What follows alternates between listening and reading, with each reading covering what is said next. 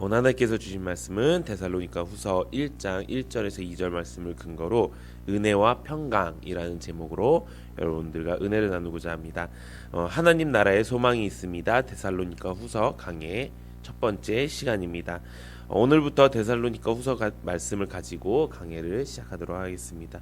지난주까지 전서 말씀을 통해서 데살로니가 지역에 하나님의 복음이 선포되었고 또 그 복음의 열매가 교회로 세워짐에 바울이 감사하는 내용을 가지며 교회가 이 땅의 소망임을 알게 되는 시간을 가졌었습니다.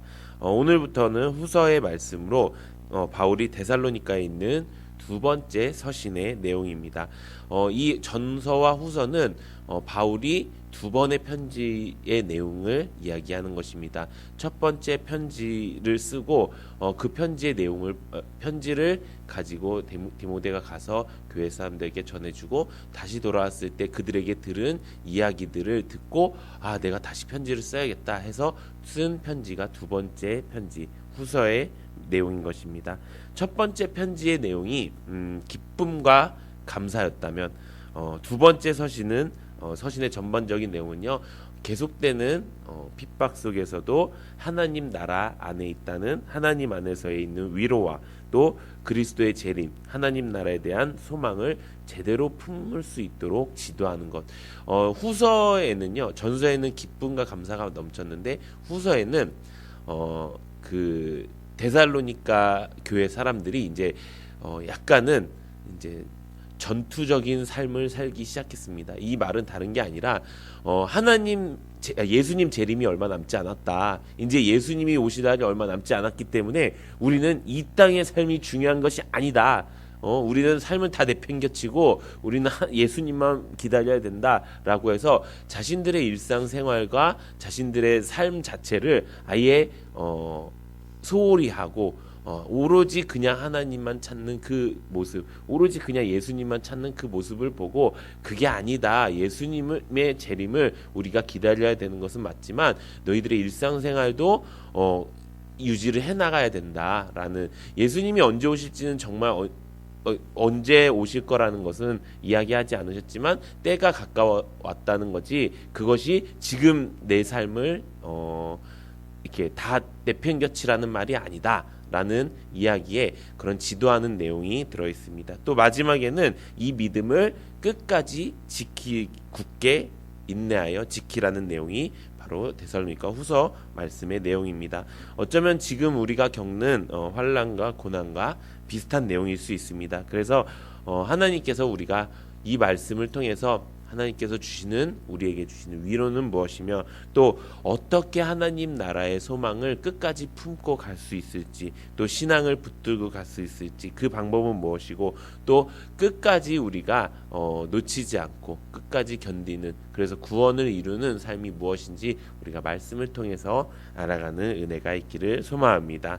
오늘 바울은 첫 번째 편지와 마찬가지로 문안 인사를 하고 있습니다. 오늘 본문 말씀에 보면요 바울의 문안 인사가 있는데요 이 바울의 문안 인사에는 특징이 있습니다. 꼭 뭐라고 시작을 하느냐 하나님 아버지와 주 예수 그리스도 안에 있는 이라는 말로 시작을 합니다. 데살로니가 교회는 3주 만에 세워진 교회입니다. 그렇기 때문에 그 성도님들이 많은 것들을 모르는 상태인 것입니다. 신앙에 대한 모습 그것도 심지어 영적 리더도 우리를 계속 이끌어가는 게 아니라 영적 리더도 3주 만에 쫓김을 당해서 지금 아무것도 없는 그런 상황 속에서 믿음을 자라나게 하고 교회를 성장시켜 나가야 되는 그런 상황인 것입니다. 그런 상황에서 바울이 어느 교회나 이야기했을 때 가장 먼저 이야기했던 것이 바로 주 예수 그리스도 안에 있는 이라는 말입니다. 어떤 편지든 어떤 말이든 가장 제일 첫 번째에 가장 중요한 말을 합니다. 또 마지막에 중요한 말을 합니다. 바울이 가장 중요하게 여겼던 것이 무엇이었을까요? 바로 주 예수 그리스도 안에 있는 여러분들을 이야기하는 것입니다. 어쩌면 당연하다고 생각할 수가 있습니다. 그런데 이게 바로 우리의 가치관이라는 것입니다. 우리는 주 예수 그리스도 안에 있는 사람이 되어야 되는 줄로 믿습니다. 그렇기 때문에 바울은 우리가 누구인지를 정확하게 가르쳐 준 거예요. 우리한테 당신은 주 예수 그리스도 안에 있는 사람입니다. 당신은 데살로니가 교회 안에 있는 사람입니다. 라고 이야기해 주는 것입니다. 그렇기 때문에 우리는 우리가 누구인지 먼저 정확하게 아는 것이 중요하다는 것입니다. 두 번째 특징은 이것입니다. 주 예수 그리스도로부터 은혜와 평강이 있을지어다. 어쩌면 이거는 그냥 축복을 빌어주는 이야기일 수도 있었습니다. 그런데 이 말도 마찬가지로 우리가 이렇게 하나님을 믿는 사람으로서 살아갈 수 있는 방법, 이렇게 하나님 나라 사람으로서 걸어갈 수 있는 방법, 그 환난과 핍박을 이길 수 있는 유일한 방법을 여기서 이야기해주고 있다는 것입니다. 무엇입니까? 은혜와 평강이라는 것입니다. 이 은혜와 평강이 없으면요, 우리는 우리가 가는 길이 의미가 없을 뿐더러 우리가 그 길을 걸어갈 수도 없는 것입니다. 아멘이십니까? 우리가 이 모든 일이 하나님의 은혜로, 하나님이 주시는 평강으로 걸어갈 수 있다는 것을 먼저 깨우쳐야 우리가 진짜 누구이고 우리가 어떻게 걸어가야 될지를 알게 된다는 것입니다. 바울은 그것을 알고 있었다는 것입니다. 그래서 성도들에게 가장 먼저 당신은 주 예수 그리스도 안에 있습니다. 그리고 당신에게 예수님과 하나님의 은혜와 평강이 넘치기를 소망합니다. 라고 이야기하는 것입니다. 사랑하는 성도 여러분, 저도 그렇게 말씀드리고 싶습니다. 여러분들은 주 예수 그리스도 안에 있는 성도인 줄로 믿습니다. 또 여러분들은 세조한교회 안에 있는 성도인 줄로 믿습니다. 그래서 여러분들에게 하나님과 예수님의 은혜와 평강이 넘칠 줄로 믿습니다. 우리에게 하나님께서 은혜와 평강을 주셨습니다. 그런데 우리는 그 은혜와 평강을 조금 쉽게 생각하는 경우가 있습니다. 그런데 이 은혜가 무슨 은혜인지 아십니까? 이 은혜는요, 바로 우리를 죽음에서 생명으로 인도해 주신 은혜인 것입니다. 또 이 은혜가 무엇입니까? 영원히 지옥 갈 수밖에 없는 우리, 그 운명을 타고난 우리를 건져냄 받아서 아무것도 우리가 한 것도 없는데도 불구하고 그것을 값없이 우리에게 주셔서 저 천국에 함께할 수 있게 하신 그것이 바로 우리에게 은혜라는 것입니다. 이것이 너무나 우리에게는 가장 소중한 것인데 값없이 주신 그 은혜 때문에 우리도 그것을 값없이 생각하는 경향이 있다는 것입니다. 하나님이 나를 사랑하시니까 나에게 그런 구원의 은혜를 베풀어 주신 건 당연하지. 그래서 나에게 이런저런 은혜를 더 베풀어 주셨으면 좋겠어. 이게 아니라는 것입니다. 이 은혜 하나만으로도 평생 우리가 하나님께 순종하고 하나님만 바라보고 살아갈 수 있는 힘과 원동력이 될 수 있다는 것입니다. 사랑하는 성도 여러분, 우리가 그런 하나님의 은혜로 살아가는 여러분들 되시기를 소망합니다. 값없이 주신 이 은혜가 우리에게 가장 값어치 있는 일이 될 줄로 믿습니다. 그렇다면 이 은혜와 평강은 어떻게 받을 수 있을까요? 오늘 본문 말씀에 바울과 실로아노와 디모데는 하나님 우리 아버지와 주 예수 그리스도 안에 있는 데살로니가 교회인의 교회에게 편지하노니라고 이야기하고 있습니다.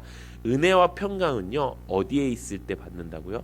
주님 안에 있을 때 받을 수 있는 줄로 믿습니다. 주님 안에 있을 때 어떤 일이 벌어집니까? 로마서 8장 2절 우리 함께 읽어보도록 하겠습니다. 시작. 이는 그리스도 예수 안에 있는 생명의 성령의 법이 죄와 사망의 법에서 너를 해방하였음이니라. 아멘. 예수 안에 있을 때 어떤 일이 벌어진다고요? 죄와 저주와 사망의 법에서 생명과 성령의 법이 우리를 해방시켜 준다고 이야기하는 것입니다. 그냥 예수님 안에 있는 건요, 내가 예수님 안에 있어서 감사합니다, 내가 예수님 안에 있어서 행복합니다, 보호받고 있습니다가 아니고요, 우리를 죄와 저주와 사망과 가난에서 벗어나게 해서 생명과 성령의 법으로, 의의 능력으로 우리를 인도하신다는 것입니다. 예수님 안에 있다는 것, 그것은요, 생명이 있다는 거예요. 예수님 안에 있다는 건요, 우리가 성령 안에 산다는 거예요. 그것을 우리가 느낄 수 있어야 예수 안에 사는 것입니다. 그것이 만약에 느껴지지 않는다면 나는 말로만 어쩌면 예수 안에 살고 있습니다라고 이야기할 수 있습니다. 생명이란 것은 무엇입니까? 살아있다는 것입니다. 살아있다는 것은 무엇입니까? 내가 하나님 나라를 실감하고 있다는 것입니다. 내가 평소에 하나님 나라를 실감하고 있습니까? 우리가 그것을 점검해 봐야 된다는 것입니다. 우리가 그것을 점검해서 내가 하나님 나라 사람으로 살고 있습니다. 내가 그것이 실감이 납니다.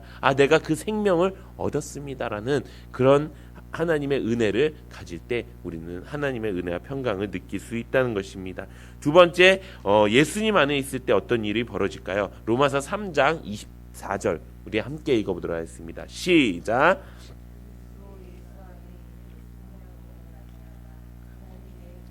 값없이 의롭다 하심을 얻은 자가 되었느니라. 아멘.